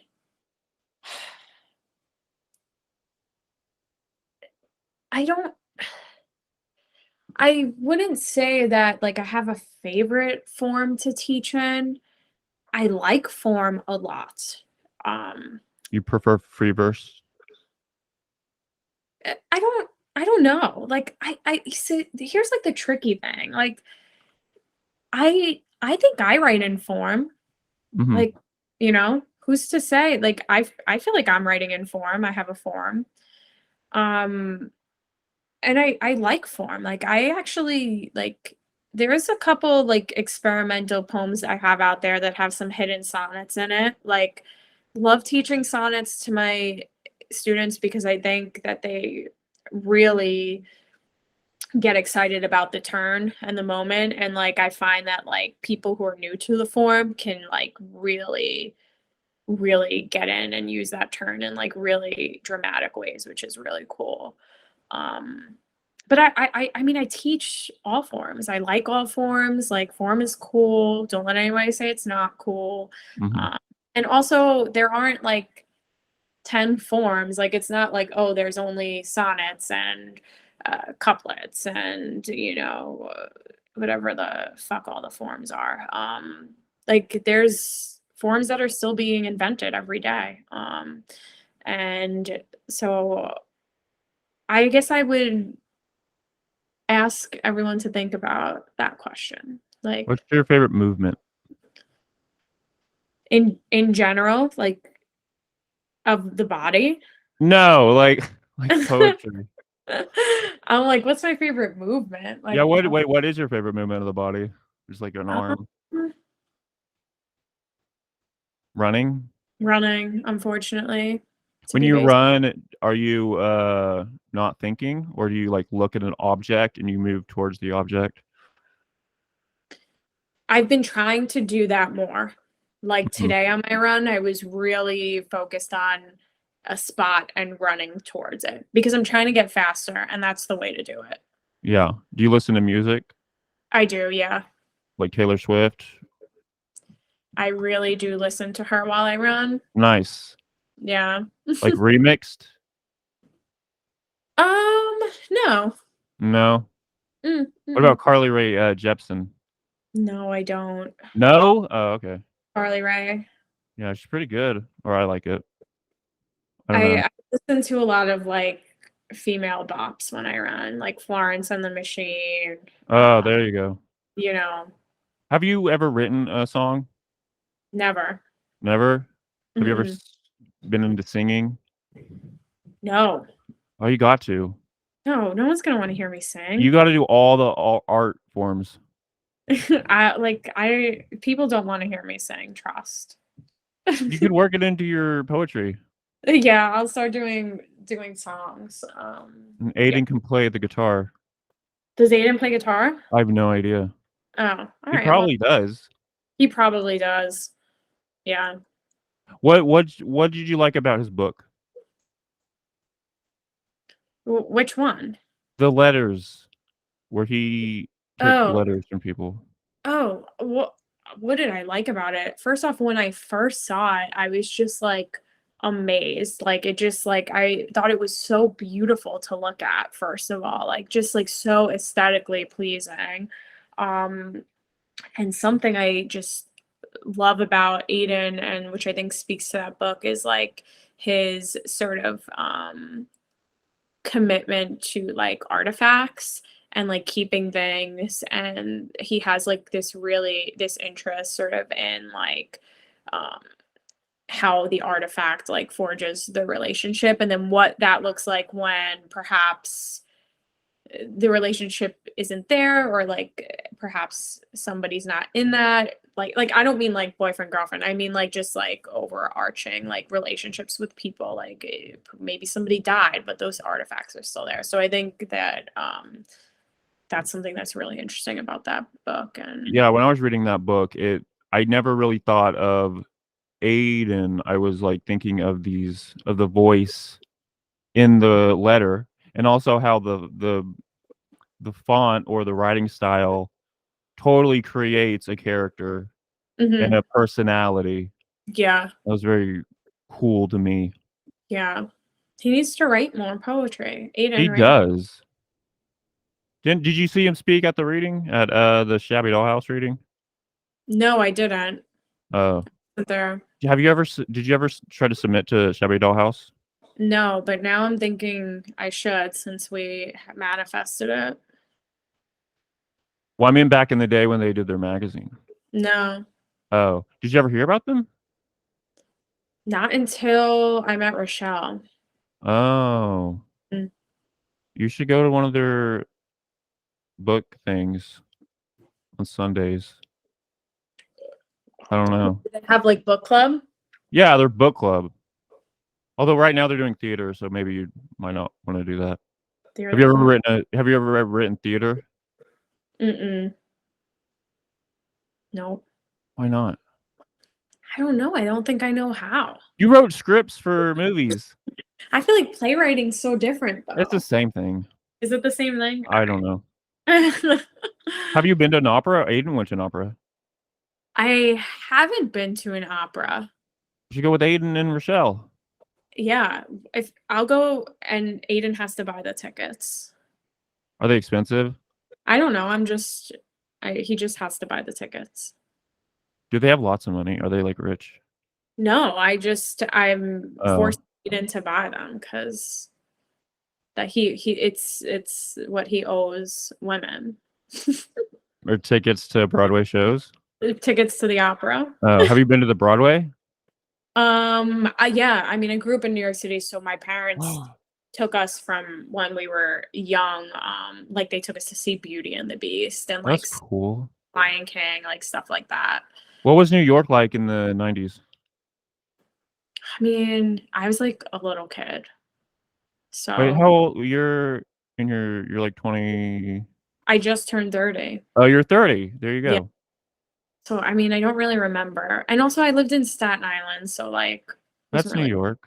Yeah, it's New York, but like it's very suburban. Like Isn't that I don't know New York's geography. it's just like it's below Brooklyn, and it's a little to the side of Lower Manhattan. And it's fun, the fun place. It's like the least fun place. Oh. I thought It's Newark was like the worst.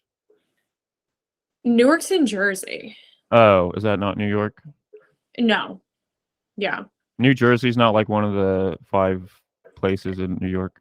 No, it's Staten Island, Bronx, Brooklyn, Manhattan, Queens, And New Jersey.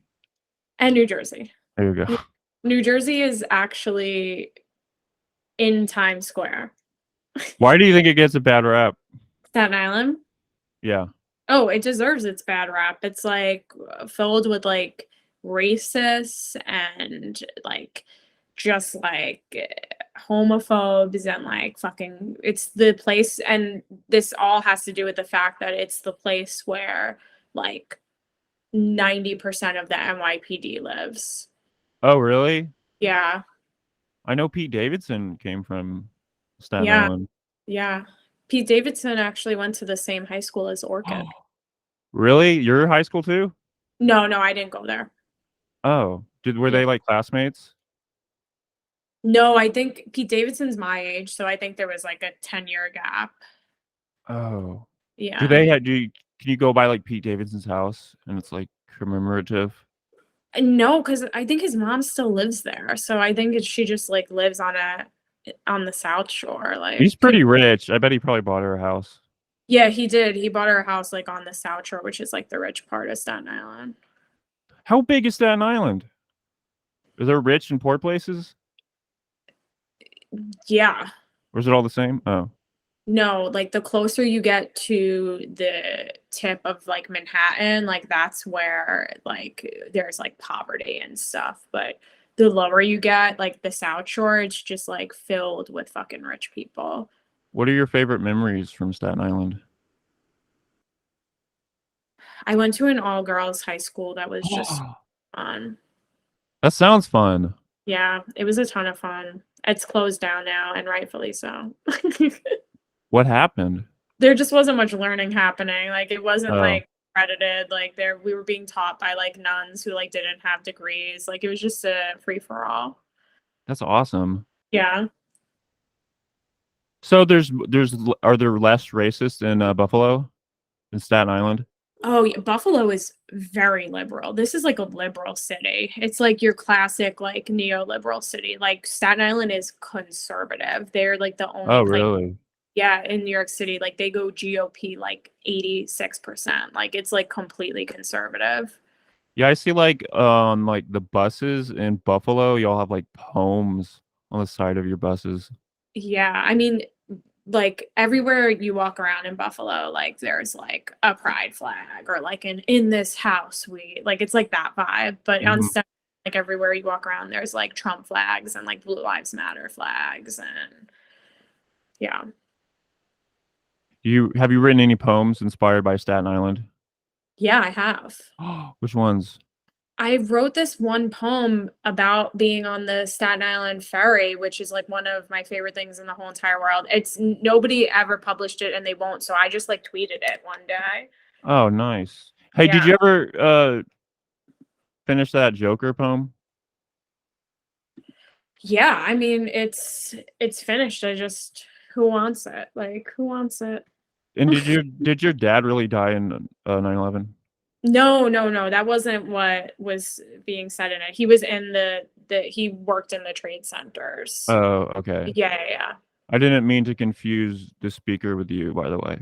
No, no, no, it's fine. Does that happen a lot with you? When people read like one of your poems and they assume Oh, it's you? yeah, it's totally a girl thing. Like they just think we're like the speaker. I've Like, heard that a lot, even from teachers, yeah. but like it's a sexist thing from Oh yeah. readers.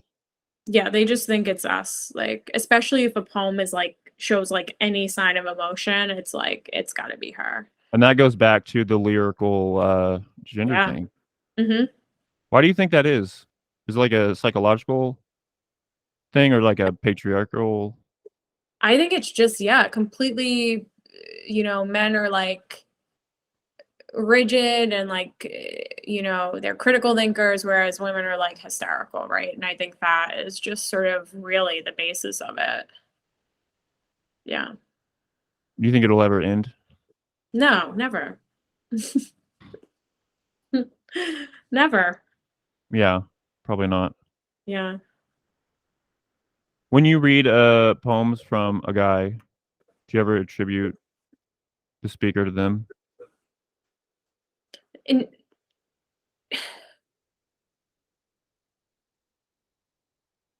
n- I feel like I'm struggling how to answer this question because I It's a try not bad question, I guess. no, I try not to ever attribute the speaker to the author, but like just sometimes, like, It I happens. really think that, like, especially with, like, the new format of, like, Instagram poems, and this is not me shitting on Instagram poems, but, like, there's, like, all those, like, guy Instagram poets that are like, "I lit my cigarette in her mouth and kissed her."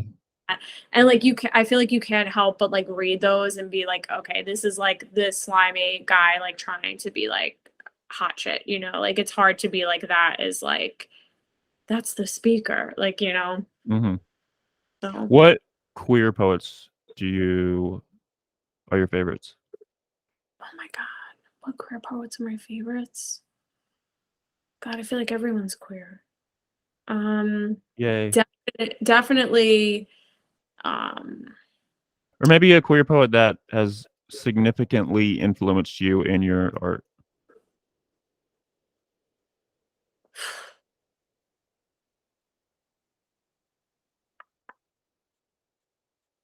I gotta go with Hannah Weiner. What has she written? Or they've She's written? like an experimental language poet from um, the 90s and 80s, and she was amazing. She's dead now, but How'd she pass? I don't know. She's been dead a while. What are her poems like? She had this amazing, I mean, her whole like they're very experimental, and her whole like everything she's put out I love and I study, but I particularly love her book called Code Poems, Code poems? which is a really interesting book that deals with like code pre-internet, like a different kind of code, like a naval system code, which is really cool. Like a what? What is that? See, like the semaphore alphabet, which is like sort of code they use like with these used with they might still use them with flags like for the Navy with boats. Yeah. I didn't know there was a code before the internet. That's crazy. Well, like coding in a different sense, right? Like not Yeah, like digital coding, different types of coding. like Where Morse code oh, or something. yeah, like yeah. Have you ever invented your own code? Actually, kind of because Whoa, what? I You've have done a so much. poem. I have a poem where like I code in it. Is that the one that's on Dusky did? That No, Deuce. that's different. Oh. Yeah. Which one did you write your own code? May find it on my website. You update your website like right after you publish? No, I need to. I have so many things I need to add to there. Like what's the most recent thing you published? It's not the Insepia one? We need your work. We need to read your poems. I published something recently. I can't remember. Wait, where's this poem? Um, The Recluse. Because not everyone goes on Twitter right away when they publish something. Sometimes they don't say anything.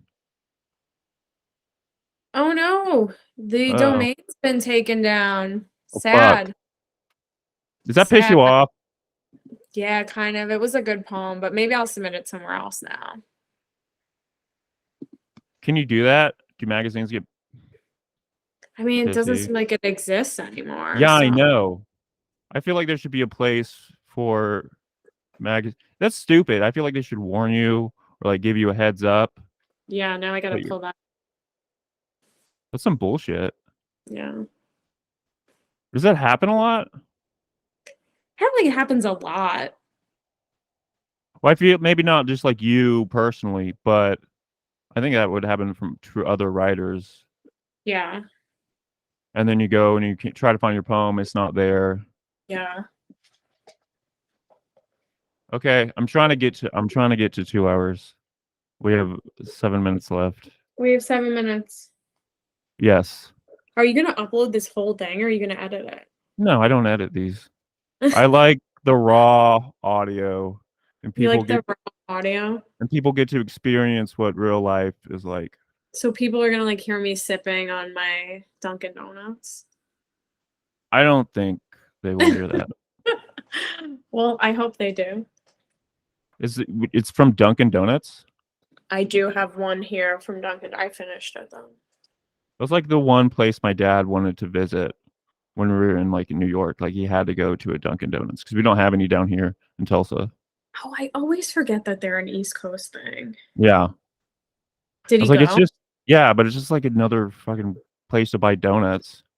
It's just like it's mid at best, but Yeah. that And makes it great. there's like one along the New York main road where people want to go to. Yeah. Oh, right. Yeah, there's like the probably like the Times Square one or something. Yeah, because we were going down for some family thing. And my grandma, who's a Quaker, she was buried in Prospect Park, and there's like a little Quaker cemetery that's like closed off to everyone. And I got to Wow. go.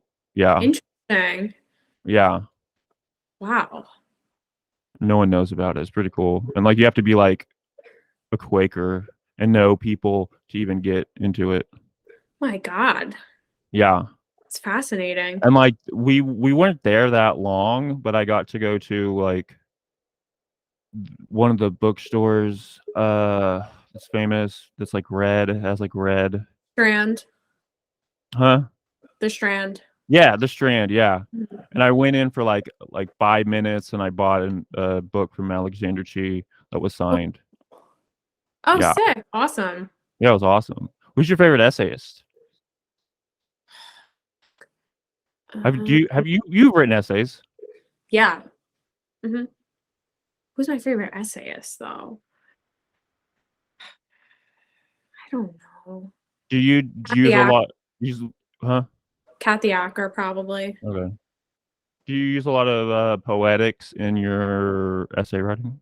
Yeah, I feel like I basically only write like creative nonfic or like if I'm writing an essay, it's definitely gonna like be lyrical or like a little bit experimental. Yeah. I thought you didn't like lyrical. No, like I do like lyrical. I do. Uh-oh. I don't like the theorizing around it. What's the wait, what Like do you the sort mean? of reductive, like girls Oh. write lyric and So lyric you is do write lyrical, but you don't like how people think about. I think I write a little bit lyrical and I think that I experiment with it. Yeah. Yeah. Have you written fiction before? Yeah. Yeah? Tons of Like a fiction, short story? short story. Do you have a novel? I do have a novel. You I have a full novel. have so much shit. I actually took a novel writing workshop was it over the summer? It was over the summer because like we get like professional writing funds like for the like being in our union basically gives them to us. So I took like a novel workshop through 92Y and yeah, What's it about? can't tell you.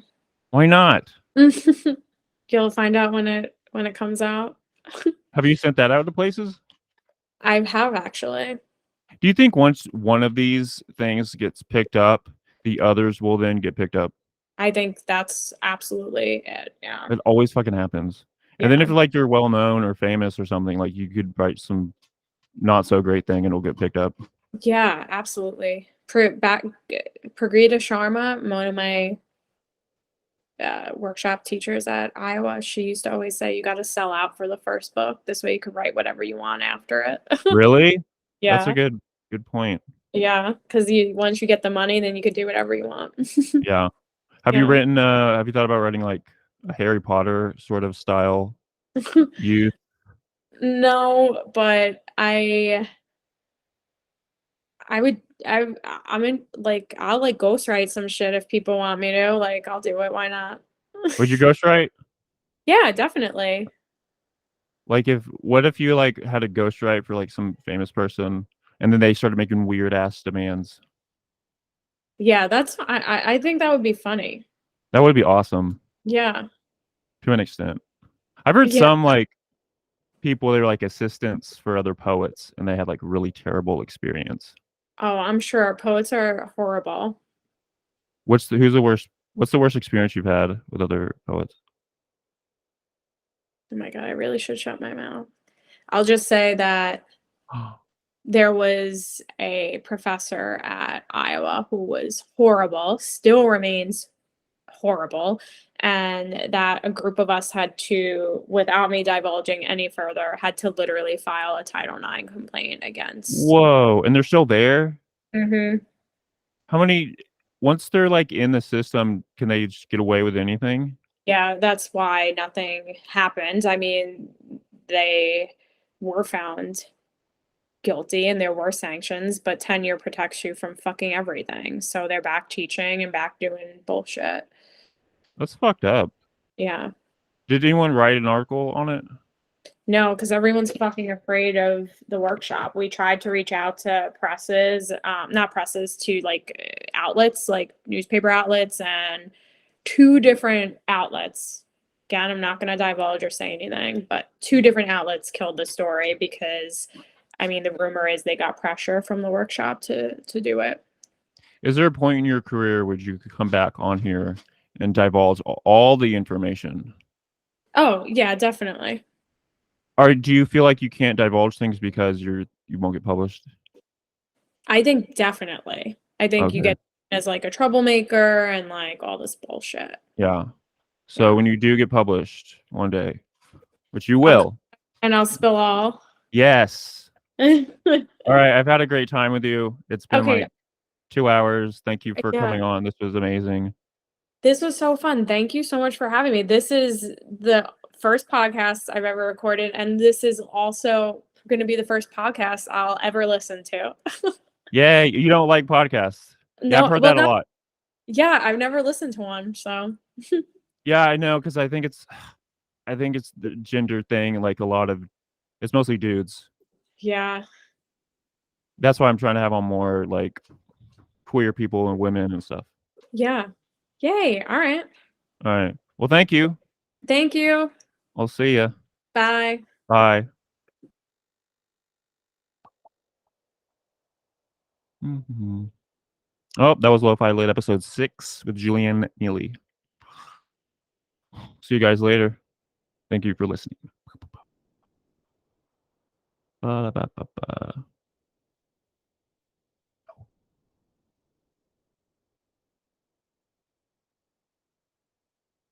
Mm-mm-mm.